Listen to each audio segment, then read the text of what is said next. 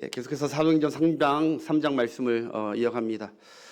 지난 시간 성전 미문에 구걸하던 40년 된 안증뱅이를 베드로와 요한이 나사렛 예수 그리스도의 이름, 예수의 이름으로 그를 일으켰습니다. 그래서 한 번도 일어나보지 못했던 환자가 정말 일어나고 뛰고 걷고 성전을 향하여 찬송하고 하나님을 찬미하는 실로 놀라운 기적을 이제 베푸는 사건이 지난 사건이었습니다.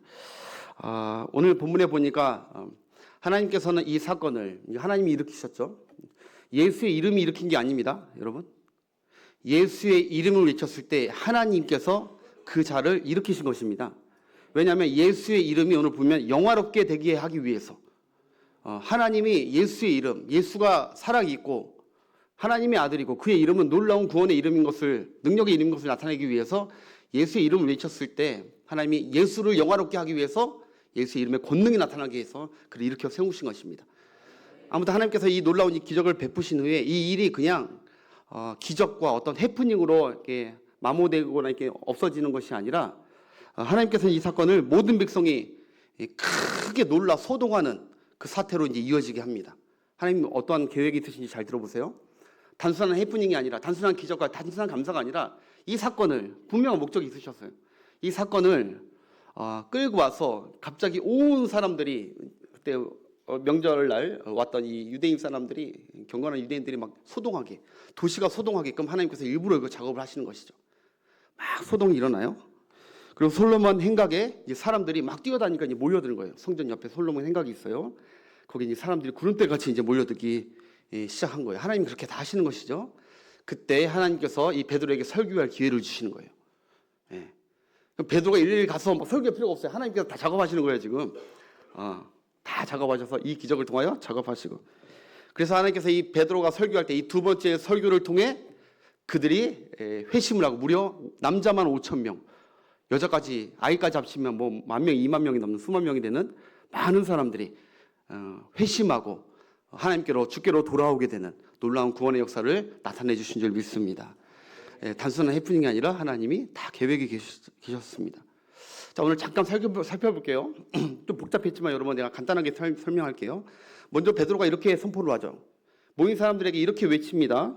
이스라엘 사람들아, 뭐 그리 대단하게, 뭐 이렇게 이 일을 기이하게 여기느냐, 안진뱅이 일어난 사건을 뭐 이렇게 대단하게 놀라고 그러느냐 라고 먼저 얘기해요. 왜냐하면 전능하신 하나님께는 이 안진뱅이 일어나는 거 이거 아무것도 아니다, 이거 별것도 아니야 하나님께는.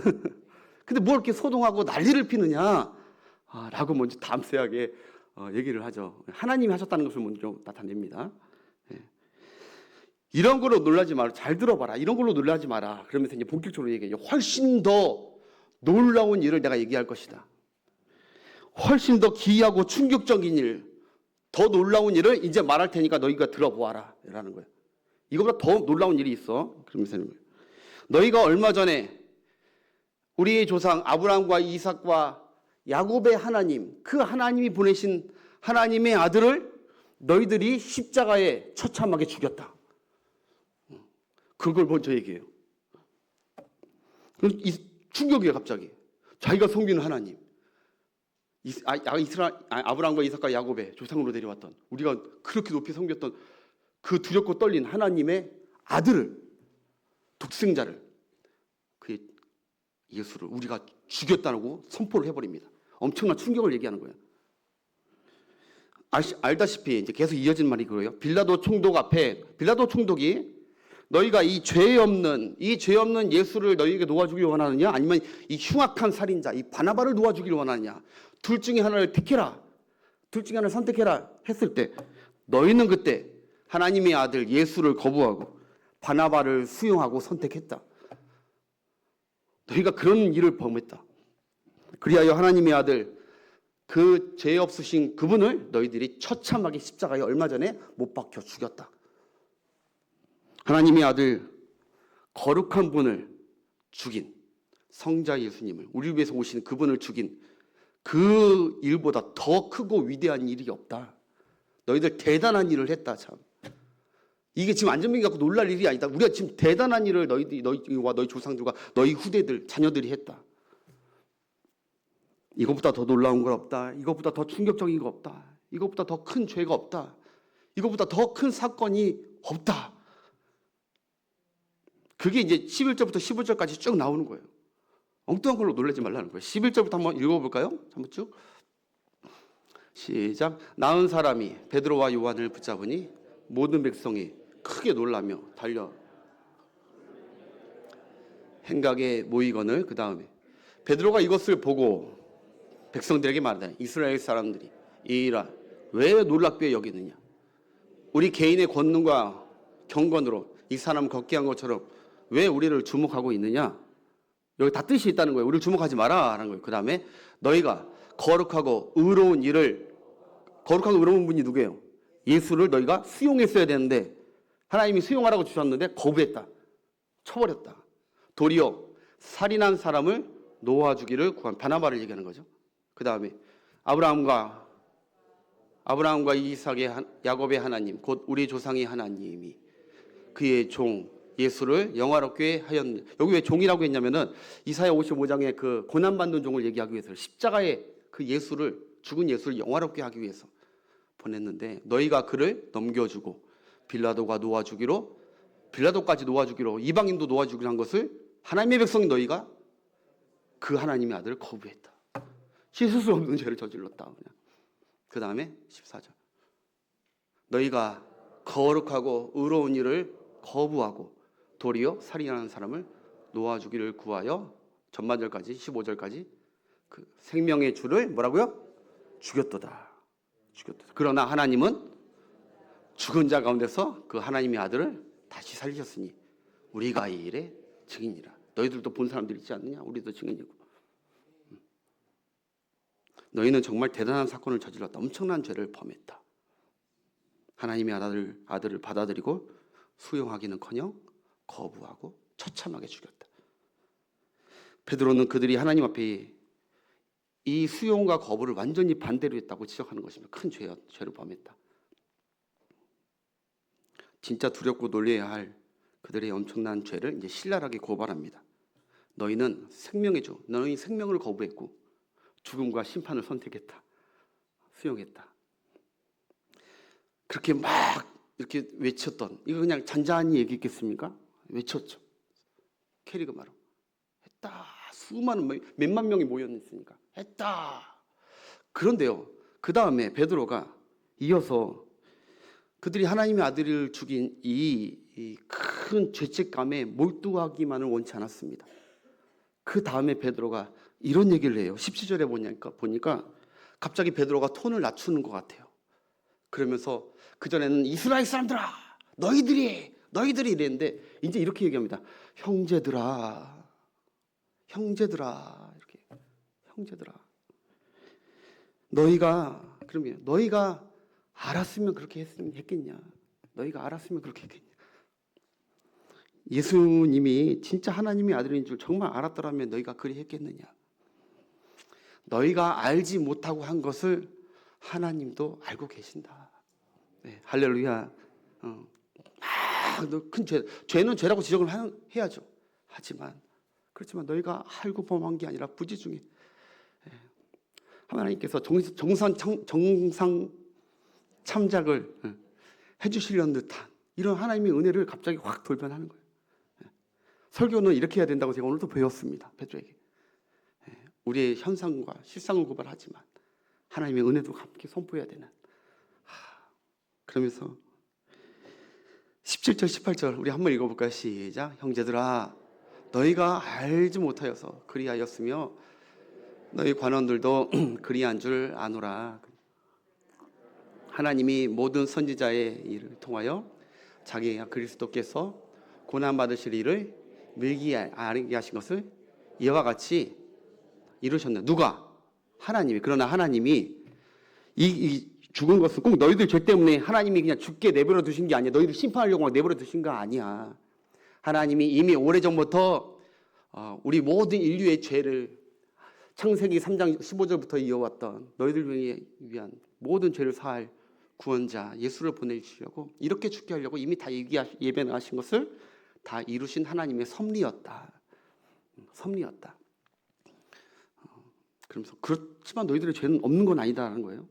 있지만 다 너희들 죄만은 아니고 하나님의 섭리였고, 예수님도 여기 계실 때 무수히 많이 얘기했었다. 나는 이렇게 고난받고 팔려가고 이방인에게 죽게 될 것을, 그 3일 만에 부활할 될 것을 다 얘기했다.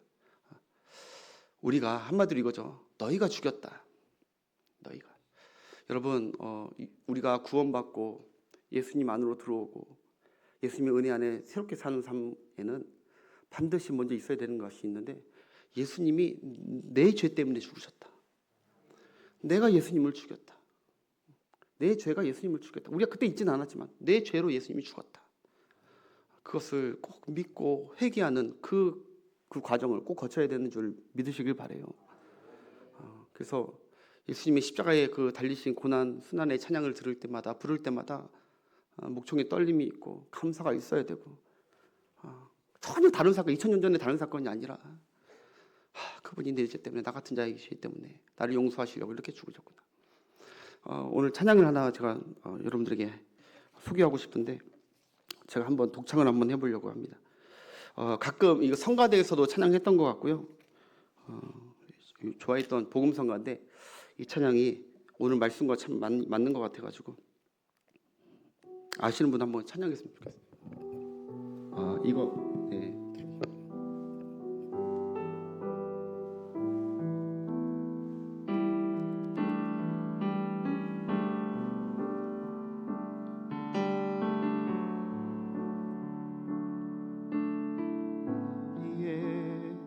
어두운 눈이 그를 미워했고, 우리의 캄캄한 마음이 그를 몰랐으며, 우리의 무지한 채찍질로 그를 내리쳤고, 우리의 악독한 혀가 그를 정죄했으며,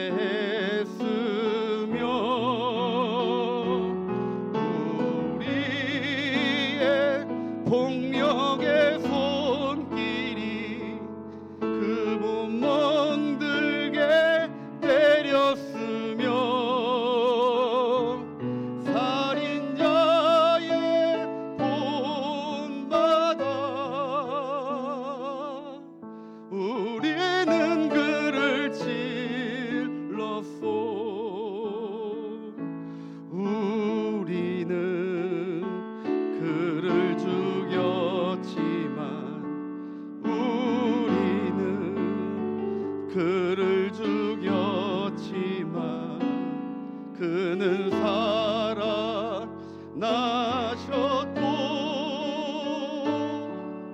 우리의 악함을 벗기셨소.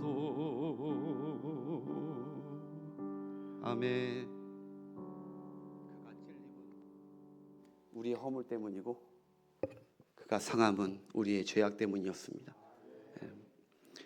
돌아오는 고난 주가 있는데 다시 한번 십자가를 묵상하면서 내 죄를 위해, 나를 깨끗하게 하기 위해, 나에게 영생 주시기 위해 흘리신 그 희생과 사랑에 다시 한번 감사하며 예배하는 우리가 모두가 되었으면 좋겠습니다. 아무튼 여러분, 이렇게 하신 후에 그렇다고 너희가 몰랐다고 해서 하나님께서 죄 없다 하지 않는다. 하나님께서 한 번 더 너희에게 지금 찬스를 주신다. 기회를 주신다. 하나님, 우리가 모르고 그랬다고 하나님 앞에 용서를 구하고 회개를 하라는 거예요. 회개. 우리 19절 보겠습니다. 19절 시작. 그러므로 너희가 회개하고 돌이켜 너희 죄 없이 함을 받으라. 이같이 하면 새롭게 되는 날이 주 앞으로부터 이를 것이요. 아멘. 내가 죄인인 걸 거부하지 말고 이제 수용해라. 수용해라. 그리고 받아들이고 회개해라. 하나님의 아들을 죽인 죄를 회개해라. 그리하면 하나님께서 그 모든 죄를 사할 뿐만 아니라 사하는 것도 은혜인데, 이 하나님의 엄청난 놀라운 사건이 사하시는 것도 은혜인데 안전뱅이가 일어난 것처럼 너희에게 새롭게 되는 날을 주 앞에 주님께서 너희에게 허락하실 것이다. 옛날 성경에 보면 유쾌하게 되는 날, 아주 상쾌하게 죄 사함과 기쁨의 날을, 새로운 날을, 구원의 날을 너희에게 허락하실 것이다. 하나님의 약속을 선포한 줄 믿습니다. 예. 뿐만 아니라 20절에 보면은 이런 상쾌한 날, 구원과 기쁨을 주실 뿐만 아니라 그 다음에 20절 보면은 성령을 너희에게 보내주신다. 시작. 또 주께서 너희를 위하여 예정하신 그리스도 곧 예수를 보내시리니. 아멘. 예수님이 승천하셨는데 다시 내려오신 게 아니에요. 예수를 보낸다는 건 뭔 말입니까? 그의 영을 이제 너희에게 보내주시겠다는 거예요. 이게 정말 놀랍고 충격적인 하나님의 은혜와 사랑이라는 것이죠. 지금 이거 뭐 안전뱅이 하나 일어났다고 지금 기뻐할 게 아니라, 먼저 충격적인 것은 우리가 하나님의 아들을 죽였다는 게 충격이지만, 더 충격적인 것은 그 아들을 죽인, 나 자신의 가장 귀한 아들을 죽인 그 백성들도 어떤 죄인이라도 회개하면 받아주는 것뿐만 아니라 새날을 주시고 성령으로 늘 그들과 함께 하시고 그들이 하나님이 되어주시겠다는 거예요. 이것이 충격이다. 여기에 감사하고 놀라고, 이 찬스를 전에는 너희들이 수용과 거부를 잘못했지만 오늘 다시 한번 하나님 앞에 진실되게 너희를, 하나님을, 예수 그리스도를 수용하고 받아들이면 너희에게 복이 있을 것이다. 할렐루야. 이게 베드로 지금 설교의 종합입니다. 이해가 되십니까? 첫 번째 뭐라고요? 회개해야 된다. 회개해야 된다. 여러분 회개한 줄 믿습니다. 우리 모두 다 감사하게 예수를 죽인 죄는 우리가 다 성령의 은혜로, 하나님의 은혜로 우리가 회개했잖아요. 회개했어요. 근데 살아가면서 또 우리가 죄를 범할 때마다 죄송한 마음으로 회개를 하지만, 아무튼 이 첫 번째, 이거 거부하면, 수용하면은 너희가 복이지만 거부하면은 심판과 저주와 영멸이에요. 하나님의 논리는, 성경의 논리는 항상 똑같습니다. 이스라엘 전지인, 이스라엘이 가나안 땅에 갔을 때도 수용하고 항복하고 수용하면은 하나님이 자기 백성 삼으시고 축복 언약 백성 삼으시고, 거부하면은 멸망 나가는 거예요. 가나안 7 족속은. 여러분 계속 주님을 수용하시고 주님을 경배하시고 감사하며 사는 여러분 되었으면 좋겠습니다. 예, 이게 얼마나 이게 성경에 중요한 내용인지 몰라요. 수용하는 거. 근데 엉뚱하게 이게 복이 없는 자들, 하나님의 택자들이 아닌 자들은 이 수용이 안 되는 거예요. 오히려 이걸 거부하고 죄악된 것을, 사단을 수용하고 그렇게 나아가니까 멸망을 하는 것이죠. 두 번째는 이 회개할 뿐만 아니라 회개만 있으면 안 된다. 회개만 아니라 예수님을 믿고 수용해야 된다. 오늘 설교. 그러면 세 번째가 주님께서 성령을 주시고 새날을, 구원을 허락하여 주실 것이다. 아무튼 이 메시지, 여러분 아직도 이 가운데 예수님을 수용하지 못한, 나를 위해 죽으신 예수님을 수용하지 못한 그분이 계시다면 오늘 성령의 은혜로 꼭 주님을 내 삶의 구주로 영접하시고 내가 얼마나 큰 죄인인 것을 주님 앞에 회개하시고 그리고 새날을 얻는 여러분 되었으면 좋겠습니다. 예.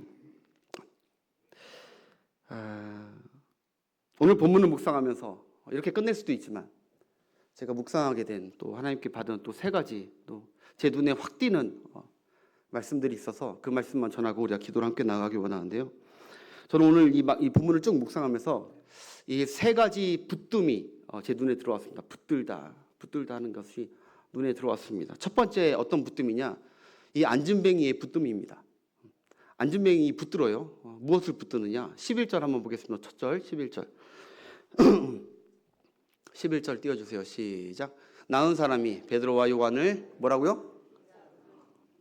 나은 사람이 안진뱅이가 낳고 나서 그 다음에 자기 집으로 가고 막 이런 게 아니라 자기를 일으켜준 이 베드로와 요한을 그때부터 붙들기 시작했다는 거예요. 할렐루야. 예, 아마도 베드로와 요한이 너무너무 고마우니까, 너무너무 감사하니까, 너무너무 의지하고 싶으니까 붙들었던 것 같아요. 예. 여러분 이 붙들다, 이 붙잡다, 이게 원어로 보니까 어린아이가 엄마의 등에 업히거나 엄마를 의지하는 그런 붙듦입니다. 연약한 자가 든든한 엄마를 의지하고 붙드는 거, 업히는 거, 이게 붙듦이 원어적 표현입니다. 사랑하는 여러분, 저는 이 부분에서 좀 은혜가 됩니다. 왜냐하면 어느 교회나 여러분, 어느 교회 공동체나 이제 막 예수님을 믿게 되고 이제 막 예수님 은혜로 안진뱅이에서 일어나서 예수 공동체가 된 자들이 있습니다. 그렇죠? 예, 초신자들. 그러나 이 자들이 이제 막 일어났는데 아직 자기 홀로 신앙을 서 있기가 어려운 분들이 어느 교회들마다 다 있습니다. 예, 등록하고 하다 보면은 저절로 막 베드로와 요한처럼 되는 것이 아니라 이렇게 되지 않는 누구의 붙듦이 필요한 자들이 있다는 것이죠. 여러분, 이 가운데 그런 분들 계시다면 그런 분들 좀 붙으시는 은혜가 있기를 바랍니다. 순장님들을 좀 붙으시고요. 믿음의 선배들, 이 베드로와 요한같이 각 교회마다 하나님께서 주신 믿음의 선배들이 있으면 붙들라고 교육자들을 좀 붙으시길 바라고. 할렐루야. 신앙의 선배들, 장로님들을 좀 붙으시면서 나 좀 잘 인도해 달라고. 나는 내 신앙을 잘 모르니까 좀 부추겨 달라고. 그냥 딱 하나님의 기적을 맛보고 구원을 받고 이제 내가 알아서 내가 인생을 잘 살 거야 하고 막 나가는 것이 아니라, 오늘 이 부분을 보면은 그 베드로와 요한을 주님께서 하나님께서 붙들도록 인도해 주신 줄 믿습니다. 이런 신앙은 중간에 빠지는 신앙이 아니죠. 하나님의 은혜가 있는 신앙. 혼자 설 수 없음에도 그냥 세례만 받고 혼자 신앙생활 하겠다는 분들이 더러 계십니다. 그런 분들은 문제가 있을 때만 주님 붙들려고 옵니다. 근데 문제가 사라지면 다시 주님 안 붙들고 갑니다. 여러분, 본문의 안진뱅이는요, 문제가 해결됐음에도 주님과 교회를 붙드는 거예요. 아멘? 네. 문제가 해결됐음에도 여전히 나는 이제 여기 안에서, 여기 생명 공동체 안에서 함께 하겠다고 붙드는 것이죠. 그래서 첫 번째, 이 붙듦이 너무 귀하다. 이것도 주님의 은혜인 줄 믿습니다. 여러분들 잘 붙들어 주시고, 우리 교회 베드로와 요한 같은 선배들이 계시잖아요. 신앙의 연도수가 많다고 자랑하지 마시고 많은 사람들을, 연약한 자들을 많이 붙드는데 여러분 사명을 다하시는 여러분 되었으면 좋겠습니다. 예, 주님이 안진뱅이에서 일으키고 붙인 그 초신자들을 잘 붙들어 주십시오. 교회는요 서로 붙잡고 서로 붙드는 주님의 은혜의 공동체입니다. 나 혼자 이런 공동체가 아닙니다. 지체이고요. 붙들 사람은 붙들어야 되고 교회를, 그리고 성도들, 믿음의 선배들 붙들어야 되고, 붙잡아 줄 사람은 붙잡아 줘야 되는 거예요. 그래야 예수 안에서 사랑의 공동체, 은혜의 공동체, 교회의 아젠다 네 가지가 잘 이어지는 그런 공동체가 될 줄 믿습니다. 두 번째, 또 하나의 붙듦이 나오는데요. 이 4장에 보면, 4장 끝부분에 보면요, 이 첫 번째 붙듦과 완전히 다른 붙듦이 나옵니다. 바로 우리 1절부터 3절까지 보겠습니다. 시작. 사도들이 백성에게 말할 때 제사장들과 성전 맡은 자와 사두개인들이 종교 지도자들이죠. 사도들이 백성에게 말할 때 제사장들과 성전 맡은 자와 사두개인들이 이르러, 그 다음 절, 예수 안에 죽은 자의 부활이 있다고 이들이 말하는 것을, 가르치는 것을 싫어하는 거예요. 싫어하죠, 유대인들. 그 다음에 어떻게 했냐? 그들을 잡으면, 이걸 붙잡는 거예요. 사도들 붙잡아요. 날이 이미 저물었으므로 이튿날까지 가두고 붙잡아 두는 거예요. 이거 아까 붙잡은 거하고 완전히 다른 거죠. 종교 지도자들의 이 붙잡음은 하나님의 일을 가로막는 붙잡음입니다. 주의 일을 가로막는 붙잡음. 여러분, 한번 우리의 손을 한번 보시길 바랍니다. 우리의 붙잡음은 어떤 붙잡음입니까? 내 손과 내 인생은 정말 주님을 붙드는 손입니까? 아니면 주님의 일을 방해하는, 막는 손입니까? 여러분, 우리는 얼마든지 주님의 일을 붙든다고 하지만 막는 자일 수도 있습니다. 이 자들처럼 언제든지 우리는 교만해지고 경건 생활을 못하면 우리는 언제든지 이게 주의 뜻인지 주의 뜻이 아닌지 분별 못하고 주의 뜻을 막는 자들이 될 수가 있습니다. 예를 들어 여러분, 우리 일상에서 그런 것도 있을 거예요. 남편들이 아내가 교회 가냐고 할 때 교회 가지 마! 교회 가는 거 못 가고 집에 붙들어 두는 거, 그거 주의 일을 못하게 붙드는 걸 수 있습니다. 교회 가서 좀 봉사해야 돼 했을 때 믿음 있는 집사라는 사람이 무슨 교회 가서, 물론 항상 나오는 건 잘못이지만 시간이 돼서 넉넉해서 가서 교회 일 봉사한다는데 교회 못 가게 막는 거, 지금 이 종교 지도자들과 하는 똑같은 주의 일을 방해하는, 가로막는 붙듦이죠. 예를 들어서 여러분, 남편이 어느 날 설교에 큰 은혜를 받고 그런 일이 있기를 축복하면서, 그러면서 여보 나 이제부터 온전한 11조를 할게. 어렵지만, 비록 우리가 어렵지만 온전한 11조 할게. 딱 그랬을 때 아내 집사님이 여보 무슨 소리야. 지금 우리 형편이 이게 말이 안 돼.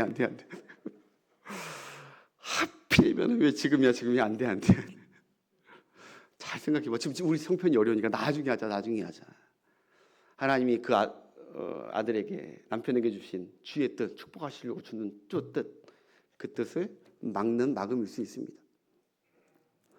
어느 날 자식이 수련회 가겠다고 하고, 어느 날 자식이 단기 선교 가겠다고, 어느 날 자식이 수련회 캠프 갔다 와가지고 은혜 받아가지고 나 신학교 가겠다고 할 때, 야야야 부모가 야야 은혜 받은 거 좋은데 뭐 그렇게 예수를 유별나게 믿으려고 하느냐. 아유 됐어 그냥 일반 성도로 그냥 해 라고 자식을 생각해 주는 것 같지만, 그거 주님이 자식을 향한 주의 뜻, 주의 계획들을 막고 있는 막음일 수도 있다는 것이죠. 예를 들어 또 하나 예를 들게요. 우리 연로하시는 우리 성도님들이 이제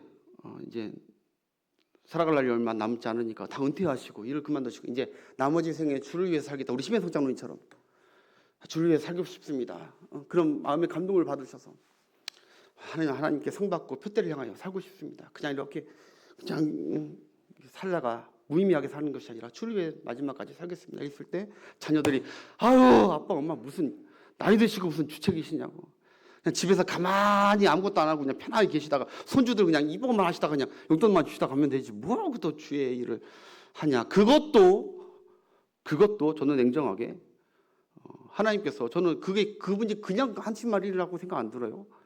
주님께서 다 그분을 향한 뜻이 계시고 주의 일에 대한 계획이 계셨는데 자식들이 그것을 막는 거예요. 꼭 교회 안 가는 것만 막는 것이 아니라 주의 뜻을 이루는 것을 막는 것도 주의 길을 막는 것입니다. 이런 붙잡은들이 하나님의 뜻과 주의 일을 가로막는 붙듦이 아닐까 싶어요. 여러분, 사도 베드로도요, 처음에는 예수님께서 처음에 십자가 순환을 처음 예고하실 때 베드로가 어떻게 했습니까? 주여 그리하면 안 됩니다. 그리하지 마옵소서라고 막아버립니다. 주님의 일, 주님의 뜻을 가로막아버립니다. 붙들어버립니다.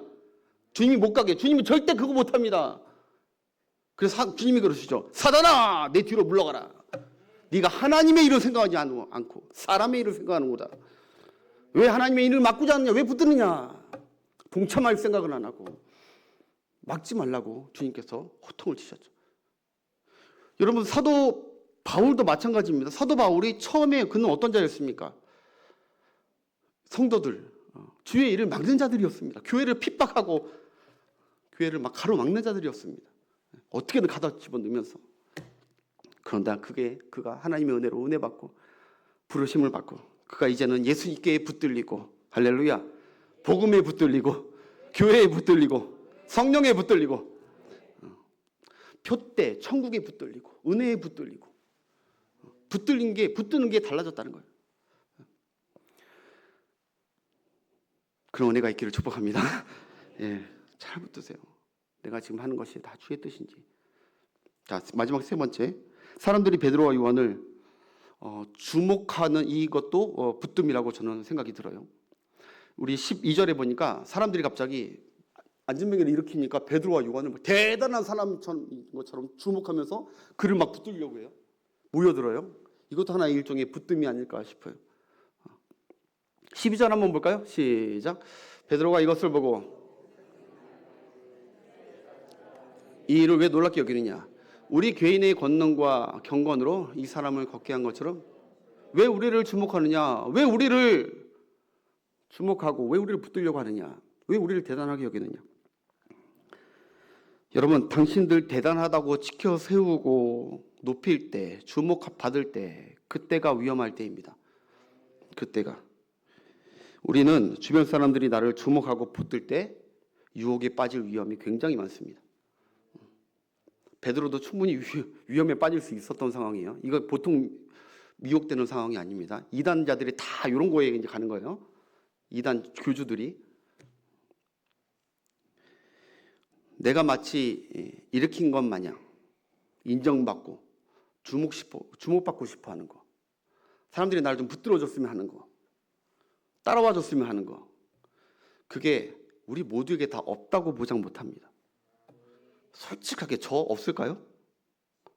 저 솔직히 있는 것 같아요. 저도 부패한 인간성이 있어서 남들이 나를 높여줄 때 나를 붙들려고. 가장들 조심하십시오. 내가 내 가정을 이렇게 세웠다고. 내가 내 가정을 이렇게 세웠어. 주의 사역할 때 이런 분들 계세요. 내가 이 교회를 이렇게 세웠다고. 저는 그런 분 만났습니다. 뭐 중직자분이 다른 교회 분인데 내가 이 교회를 이렇게 세웠다고. 내가 목사님이 이렇게 세웠다고. 어떻게 그런 말을 할 수가 있어요? 그런데 우리 안에는 그런 욕심, 그런 인정받고 싶고, 주님이 하셨는데 깜깜하게 눈이 어두워져서 우리 어두운 눈이 그것을 보지 못하고 내가 한 것처럼 높아지기 위해서 나를 붙들려고 하는 거예요. 새신자를 데려오면 내가 데려왔다고, 내가 모시고 왔다고, 내가 우리 교회에 좀 보탬이 되는 사람, 나를 주목하라고. 그러나 여러분, 베드로는 이렇게 얘기합니다. 왜 나를 주목하느냐, 왜 나를 붙드느냐, 그거예요. 이 사람을 일으킨 건 내가 아니다. 주님이 이 사람을 이렇게 세우셨다. 베드로는 지금 자신을 붙들려는 사람에게 탁 치고, 무슨 소리냐, 내가 아니라 주님이시라고요. 주님을 붙들게 그 사람들 주님께로 인도한 줄 믿습니다. 여러분, 저는 이 세 번째 붙듦이 우리에게 너무너무 중요하다고 여깁니다. 너무너무 중요하다고. 여러분, 성령 충만한 자들은요, 절대로 나를 주목하게 하는 사람들이 아니었습니다. 바로 하나님과 주님을 주목하게 하는 사람들. 성령 충만한 자들은 나를 주목하게 안 해요.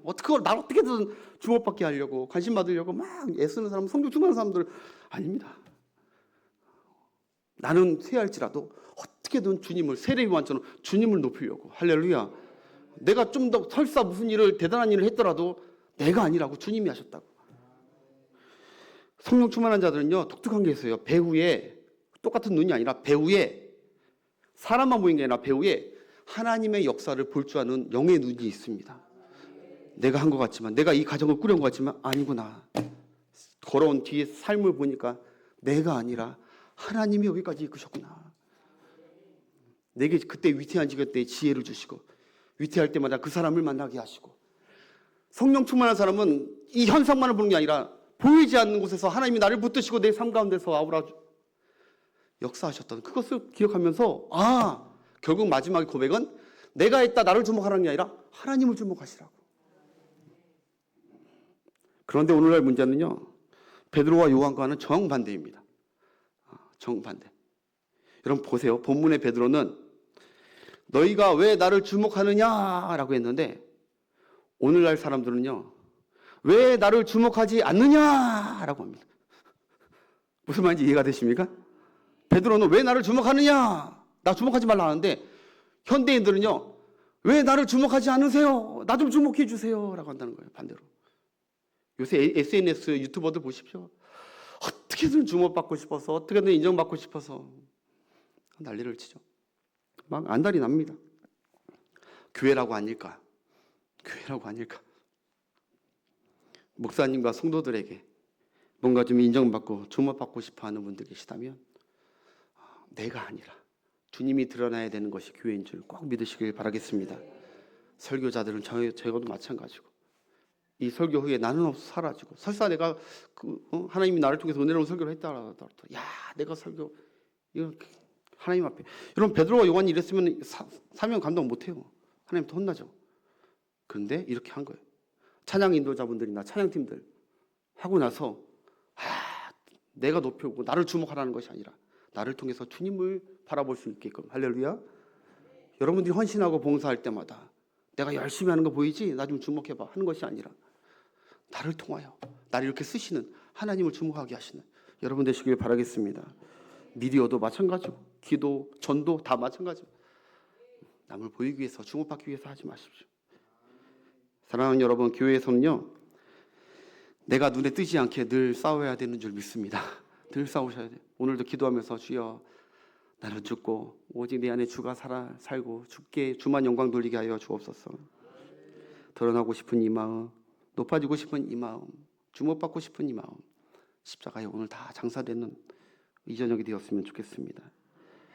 고린도후서 4장 7절에 보니까요, 이런 말씀이 있어요. 시작. 우리가 이 보배를 질그릇에 가졌으니 이는 심히 큰 능력은 하나님께 있고 우리에게 있지 아니함을 알게 하려 함이라. 고백되십니까? 고백되시길 바라요. 내가 보배가 아니라는 거예요. 나는 질그릇이다. 그러나 내 안에 보배 되신 주님이 계시고 그분이 역사하시는 것뿐이다. 고린도전서 15장 10절에도 다 하시는 말씀 시작. 그러나 내가 나 된 것은 하나님의 은혜로 된 것이니 내게 주신 그의 은혜가 헛되지 아니하. 내가 모든 사도보다 더 많이 수고하고, 사실이죠, 팩트죠, 일으켰죠, 수고했으나 뭐라고요? 내가 한 것이 아니요 오직 나와 함께 하신 하나님의 능력과 은혜로 가능한 것이다. 나는 아무것도 아니다. 나는 아무것도 아니다. 하나님 없으면 나는 마른 막대기만도 못한 것이다. 감사하게도 하나님의 은혜가 내 안에 있고 하나님의 능력이 내 안에 있어서 나를 통하여 역사하시는 것뿐이다. 난 그 은혜를 감사할 뿐이다. 나를 주목하지 말라는 것입니다.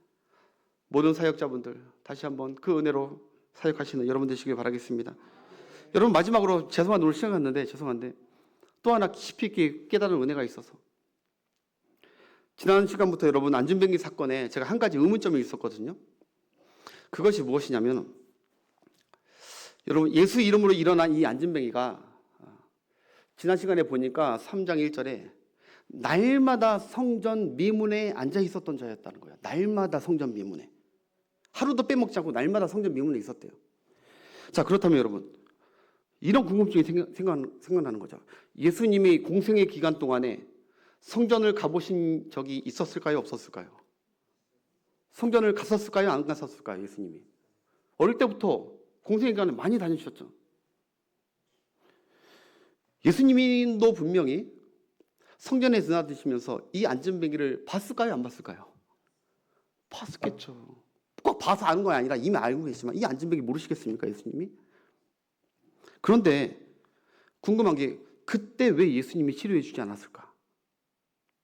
그런 생각이 들어요. 아, 예수님이 성전에서는 이렇게 치료하는 이 사역을 하지 않으셨을까? 하지 않으셨나? 성전에서는 거룩한 곳이니까 이 치료한 사역을 안 했나? 근데 제가 성경을 보다가 또 깨달은 게, 아니었어요. 여러분, 마태복음 21장 12절부터 보면요, 예수님이 성전 정화 사건을 하잖아요. 비둘기상을 엎고 그 후에 바로 이렇게 나옵니다. 깜짝 놀랐습니다. 시작. 예수께서 성전에 들어가서 성전 안에서 매매하는 모든 내쫓으시며 돈 바꾸는 사람들의 상과 둘러 엎으시고, 그 다음에요, 그들에게 이르시되 기록된 바 내 집은 기도하는 집이라 일컬음을 받으리라 하였거늘 너희는 강도의 소굴을 만드는도다 하시니라. 예수님 기분이 지금 굉장히 나쁘세요. 기분이 좋아요, 나쁘세요? 내 아버지의 집을 이런 엉망진창으로 하니까 뒤가 엎을 정도로 이렇게 화를 내신 적이 없거든요. 기분이 굉장히 나쁘세요. 그러면 그냥 돌아가셔야죠. 근데 그 다음 절을 한번 보세요.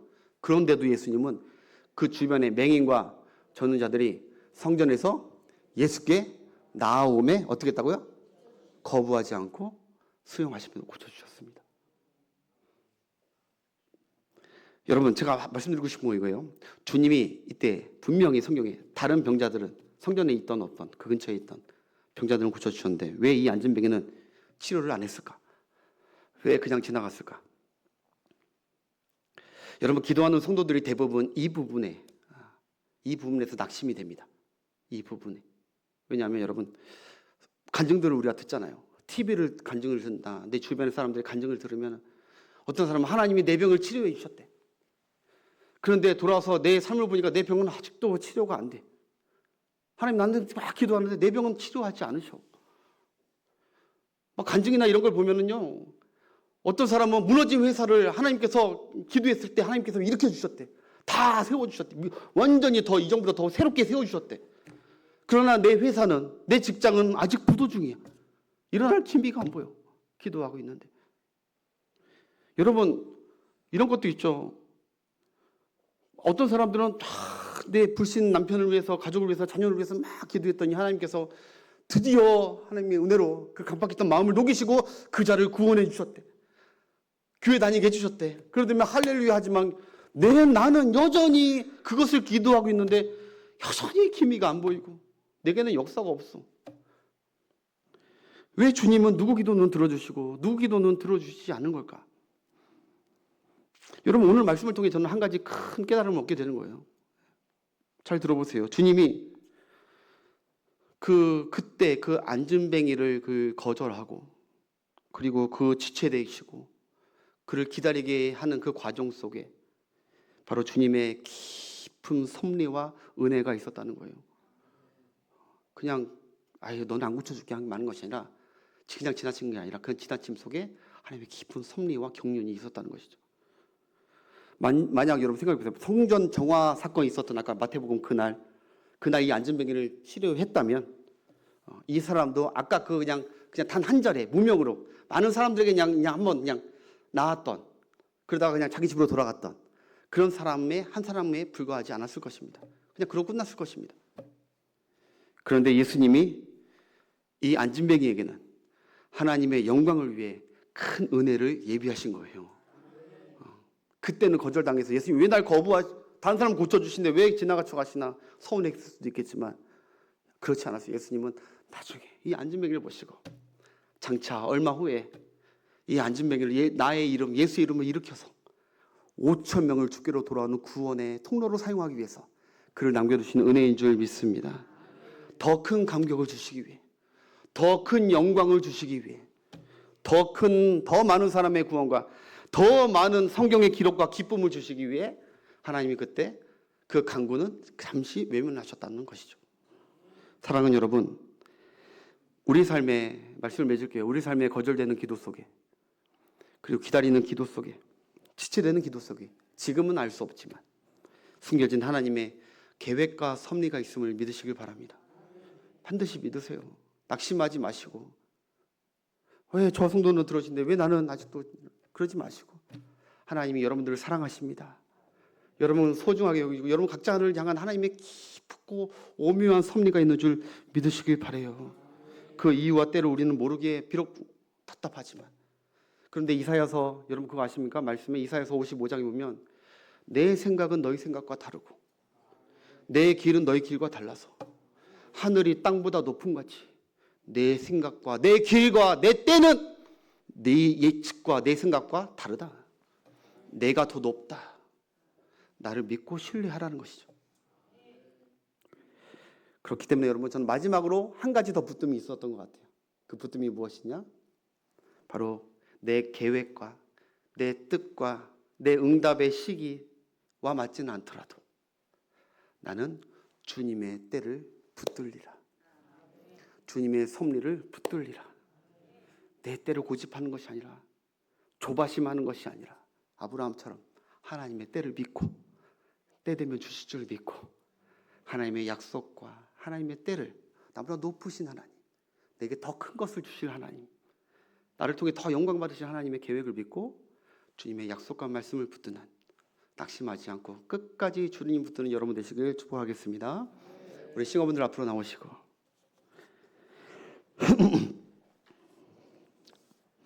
오늘 여러 가지 말씀드렸지만 여러분이 회개하고 예수님 믿게 된 거 감사하시길 축복하겠습니다.